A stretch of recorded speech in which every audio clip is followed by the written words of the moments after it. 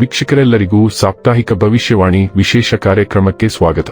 ಸ್ನೇಹಿತರೆ, ಜೂನ್ ತಿಂಗಳ 3ನೇ ವಾರದಲ್ಲಿ ಸೂರ್ಯ ಮತ್ತು ಬುಧ ಗ್ರಹಗಳ ಸಂಯೋಗವು ಮಿಥುನ ರಾಶಿಯಲ್ಲಿ ರೂಪುಗೊಳ್ಳುವುದು. ಇದರಿಂದಾಗಿ ಬುಧಾದಿತ್ಯ ರಾಜಯೋಗದ ನಿರ್ಮಾಣವಾಗಲಿದೆ. ಜ್ಯೋತಿಷ್ಯ ಶಾಸ್ತ್ರದಲ್ಲಿ ಬುಧಾದಿತ್ಯ ರಾಜಯೋಗವನ್ನು ಬಹಳ ಪ್ರಭಾವಶಾಲಿಯಾದ ಯೋಗ ಎಂದು ಕರೆಯಲಾಗುತ್ತದೆ. ಈ ಯೋಗವು ಹೆಚ್ಚಿನ ಲಾಭವನ್ನುಂಟು ಮಾಡುವುದರೊಂದಿಗೆ ಕುಟುಂಬ ಜೀವನದಲ್ಲಿ ಸಂತೋಷವನ್ನು ದೊರಕುವಂತೆ ಮಾಡುವುದು. ಜೂನ್ 15 ರಿಂದ ಜೂನ್ 21 ರವರೆಗಿನ ಕುಂಭ ರಾಶಿಯವರ ಭವಿಷ್ಯವನ್ನು ತಿಳಿದುಕೊಳ್ಳೋಣ.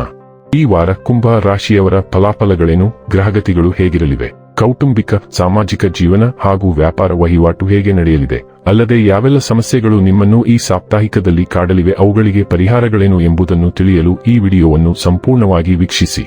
ನೀವಿನ್ನೂ ನಮ್ಮ ಚಾನೆಲ್ ಸಬ್ಸ್ಕ್ರೈಬ್ ಮಾಡದೇ ಇದ್ದರೆ ಕೂಡಲೇ ನಮ್ಮ ಚಾನೆಲ್ ಸಬ್ಸ್ಕ್ರೈಬ್ ಮಾಡಿ. ಹೆಚ್ಚಿನ ವಿಡಿಯೋ ಅಪ್ಡೇಟ್ಗಾಗಿ ಪಕ್ಕದ ಬೆಲ್ ಐಕಾನ್ ಬಟನ್ ಕ್ಲಿಕ್ ಮಾಡಿ. ವಂಶ ಪಾರಂಪರ್ಯ ಜ್ಯೋತಿಷ್ಯರು ನಂಬರ್ 1 ವಶೀಕರಣ ಸ್ಪೆಷಲಿಸ್ಟ್. ವೃತ್ತಿ, ಉದ್ಯೋಗ, ಮದುವೆ, ಹಣಕಾಸಿನ ಸಮಸ್ಯೆ, ವ್ಯಾಪಾರ, ಆರೋಗ್ಯ ಸಮಸ್ಯೆಗಳಿಗೆ ಫೋನಿನ ಮೂಲಕ ಪರಿಹಾರ. ಇಂದೇ ಕರೆ ಮಾಡಿ. ಸ್ನೇಹಿತರೆ, ಕುಂಭ ರಾಶಿಗೆ ಸೇರಿದ ಜನರಿಗೆ ಜೂನ್ ತಿಂಗಳ 3ನೇ ವಾರ ಕೆಲಸದ ಸ್ಥಳದಲ್ಲಿ ಪ್ರಗತಿ ದೊರಕುವ ಸಾಧ್ಯತೆ ಹೆಚ್ಚಾಗಿರುವುದು. ಈ ವಾರ ನೀವು ನಿಮ್ಮ ವ್ಯವಹಾರ ಮತ್ತು ಕೌಶಲ್ಯಗಳ ಮೂಲಕ ನಿಮ್ಮ ಕೆಲಸಗಳನ್ನು ಸಮಯಕ್ಕೆ ಸರಿಯಾಗಿ ಪೂರ್ಣಗೊಳಿಸುವಲ್ಲಿ ಯಶಸ್ಸು ಕಾಣುವಿರಿ. ಈ ವಾರ ಕುಂಭ ರಾಶಿಗೆ ಸೇರಿದ ಜನರು ಆರೋಗ್ಯದಲ್ಲಿ ಸ್ವಲ್ಪ ಏರಿಳಿತವನ್ನು ಎದುರಿಸಬೇಕಾಗಿ ಬರಬಹುದು. ಹಾಗಾಗಿ ನಿಮ್ಮ ಆರೋಗ್ಯದ ಬಗ್ಗೆ ಹೆಚ್ಚಿನ ಗಮನ ನೀಡುವುದು ಅವಶ್ಯಕ. ವೈವಾಹಿಕ ಜೀವನದಲ್ಲಿನ ಎಲ್ಲಾ ಸಮಸ್ಯೆಗಳನ್ನು ಮಾತುಕತೆಯ ಮೂಲಕ ಬಗೆಹರಿಸುವಲ್ಲಿ ಯಶಸ್ಸು ಕಾಣುವರು. ನೀವು ಚಳಿ ಪ್ರದೇಶಗಳಲ್ಲಿ ವಾಸಿಸುತ್ತಿದ್ದರೆ ಈ ವಾರ ನಿಮ್ಮ ಆಹಾರದಲ್ಲಿ ಬಿಸಿ ತಾಸಿರಿನ ಆಹಾರಗಳನ್ನು ಸೇರಿಸುವುದು ಉತ್ತಮ. ಇದರೊಂದಿಗೆ ಬಾದಾಮಿ, ಗೋಡಂಬಿ ಮುಂತಾದ ಒಣಹಣ್ಣುಗಳನ್ನು ಸೇವಿಸಬಹುದು. ಜೊತೆಗೆ ಹೆಚ್ಚು ಧೂಳು ಇರುವ ಸ್ಥಳಗಳಿಗೆ ಹೋಗುವುದನ್ನು ತಪ್ಪಿಸಿ ಮತ್ತು ಸಾಧ್ಯವಾದಷ್ಟು ಮನೆಯ ಆಹಾರವನ್ನು ಮಾತ್ರ ಸೇವಿಸಿ. ಗುರು 6ನೇ ಭಾವದಲ್ಲಿ ಇರುವುದರಿಂದ ಈ ವಾರ ನಿಮಗೆ ಹಠಾತ್ ಆರ್ಥಿಕ ಲಾಭ ಸಿಗಬಹುದು, ಆದರೆ ಅದು ಬಹಳ ಕಡಿಮೆ ಅವಧಿಗೆ ಮಾತ್ರ ಇರಬಹುದು. ರಾಹು 7ನೇ ಭಾವದಲ್ಲಿ ಇರುವುದರಿಂದ ಕಾನೂನು ಬಾಹಿರ ಚಟುವಟಿಕೆಗಳಲ್ಲಿ ತೊಡಗಿರುವವರು ವಿಶೇಷ ಎಚ್ಚರಿಕೆ ವಹಿಸಬೇಕು. ಯಾವುದೇ ಅಪಾಯ ತೆಗೆದುಕೊಳ್ಳುವ ಮೊದಲು 1000 ಬಾರಿ ಯೋಚಿಸುವುದು ಅಗತ್ಯ, ಇಲ್ಲದಿದ್ದರೆ ಹಣದ ನಷ್ಟ ಸಂಭವಿಸಬಹುದು. ಈ ವಾರ ನೀವು ನಿಮ್ಮ ಅಭಿಪ್ರಾಯಗಳನ್ನು ಸ್ನೇಹಿತರು ಮತ್ತು ಬಂಧುಗಳ ಮೇಲೆ ಒತ್ತಾಯಿಸುವ ಪ್ರವೃತ್ತಿ ಹೊಂದಿರಬಹುದು. ಆದರೆ ಇದನ್ನು ತಪ್ಪಿಸುವುದು ಉತ್ತಮ, ಇಲ್ಲದಿದ್ದರೆ ನಿಮ್ಮ ಇಮೇಜ್ಗೆ ಹಾನಿಯಾಗಬಹುದು ಮತ್ತು ಜನರು ನಿಮ್ಮ ವಿರುದ್ಧವಾಗುವ ಸಾಧ್ಯತೆ ಇದೆ. ವ್ಯಾಪಾರಿಗಳಿಗೆ ಈ ವಾರ ಉತ್ತಮ ಪ್ರಗತಿ ಮತ್ತು ಮೆಚ್ಚುಗೆ ಸಿಗುವ ಸಾಧ್ಯತೆ ಇದೆ. ಅದೃಷ್ಟದ ಸಹಾಯದಿಂದ ಕಡಿಮೆ ಶ್ರಮದಲ್ಲಿಯೇ ಉತ್ತಮ ಫಲಿತಾಂಶ ಸಿಗಬಹುದು. ವಿದ್ಯಾರ್ಥಿಗಳು ಈ ವಾರ ಉತ್ತಮ ಫಲಿತಾಂಶ ಪಡೆಯುವ ಸಾಧ್ಯತೆ ಇದೆ. ಹಿಂದಿನ ಪರಿಶ್ರಮದ ಫಲ ಸಿಗುತ್ತದೆ, ಆದರೆ ಅಧ್ಯಯನದ ಮೇಲೆ ಸಂಪೂರ್ಣ ಗಮನ ಕೊಡಬೇಕು.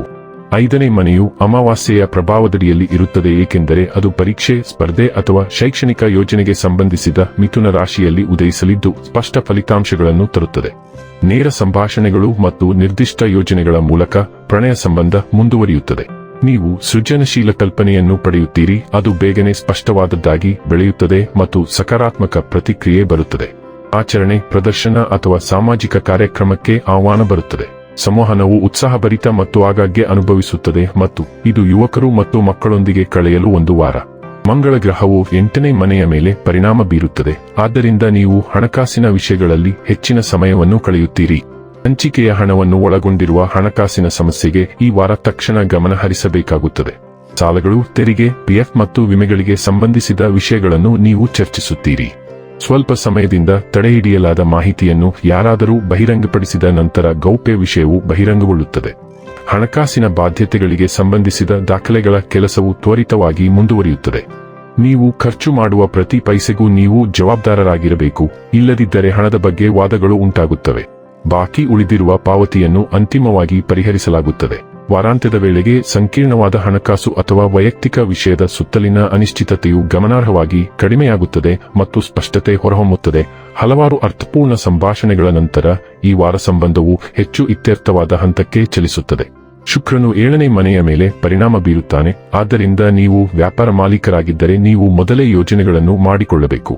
ಶುಕ್ರನು ನೈಸರ್ಗಿಕವಾಗಿ ಲಾಭದಾಯಕ ವ್ಯಕ್ತಿಯಾಗಿರುವುದರಿಂದ ಸಂಬಂಧಗಳಲ್ಲಿ ಪ್ರಗತಿಯನ್ನು ನಿರೀಕ್ಷಿಸಬಹುದು. ಒಂದು ಕಾರ್ಯಕ್ರಮ, ಆಚರಣೆ ಅಥವಾ ಸಾಮಾಜಿಕ ಕೂಟಕ್ಕೆ ಹಾಜರಾಗಲು ಆಹ್ವಾನವು ಇನ್ನೊಬ್ಬ ವ್ಯಕ್ತಿಯ ಮೂಲಕ ಬರುತ್ತದೆ. ಎರಡೂ ಕಡೆಯವರಿಗೆ ಅನುಕೂಲಕರವಾದ ನಿಯಮಗಳೊಂದಿಗೆ ವ್ಯವಹಾರ ಚರ್ಚೆ ಕೊನೆಗೊಳ್ಳುತ್ತದೆ. ವಾರವಿಡೀ ಸಂವಹನವು ಬೆಚ್ಚಗಿರುತ್ತದೆ ಮತ್ತು ಉತ್ಪಾದಕವಾಗಿರುತ್ತದೆ.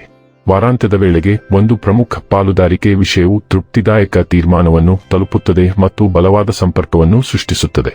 ಇನ್ನು ಕೊನೆಯದಾಗಿ ಮಾಡಿಕೊಳ್ಳಬೇಕಾದ ಉಪಾಯಗಳ ಕುರಿತು ನೋಡುವುದಾದರೆ ಕೆಂಪು ಬಣ್ಣದ ಬಟ್ಟೆಯನ್ನು ಅಗತ್ಯವಿರುವವರಿಗೆ ದಾನ ಮಾಡಿ. ಹೀಗೆ ಮಾಡುವುದರಿಂದ ಸೂರ್ಯಗ್ರಹ ಬಲಗೊಳ್ಳುವುದು. ವೀಕ್ಷಕರೇ, ಇದಾಗಿತ್ತು ಕುಂಭ ರಾಶಿಯ ಜಾತಕದವರ ಜೂನ್ 15 ರಿಂದ ಜೂನ್ 21 ರವರೆಗಿನ ಫಲದ ಮಾಹಿತಿ ಇಷ್ಟವಾದರೆ ವಿಡಿಯೋವನ್ನು ಲೈಕ್ ಮತ್ತು ಶೇರ್ ಮಾಡಿ. ಹಾಗೆ ಚಾನೆಲ್ ಸಬ್ಸ್ಕ್ರೈಬ್ ಮಾಡುವುದರ ಜೊತೆಗೆ ನಿರಂತರ ವಿಡಿಯೋ ಅಪ್ಡೇಟ್ಸ್ಗಳಿಗಾಗಿ ಪಕ್ಕದ ಬೆಲ್ ಐಕಾನ್ ಕ್ಲಿಕ್ ಮಾಡಿ.